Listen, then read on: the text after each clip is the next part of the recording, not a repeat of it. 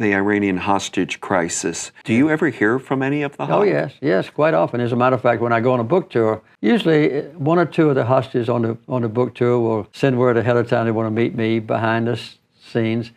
And I always obviously give them a free book and shake hands and have photographs made. And I'm very proud of the fact that they're doing quite well. This is not as much as it used to be right after I left office, where a good many of them would actually drive to planes and let me know in advance that they're going to come and just want to spend a few minutes with me and thank me for the fact that they did come home safe and free. So I've had a good friendly relationship with I would say, with all of them, so far as I know. In retrospect, is there something you would have done different throughout that course? I know you've said an extra helicopter on the rescue mission, but can you withdraw back and look at that whole situation and wish you would have done something differently? Not really. I mean, not knowing, if I had known completely what was going to happen in the future, I might have done something different, but I don't think so under the circumstances, because I was the last holdout on my top management team in letting the Shah come to New York for treatment of his terminal cancer. And Henry Kissinger and Dr. Brzezinski and Cyrus Vance and all my advisors were saying, let him come.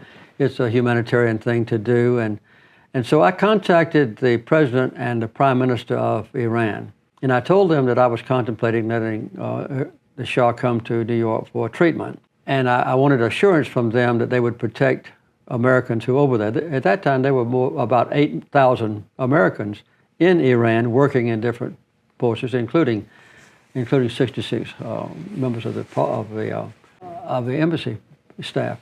And they sent me word that they would guarantee that nothing would happen to Americans if the Shah came to New York, provided the Shah would pledge not to make any sort of political statement while he was in America.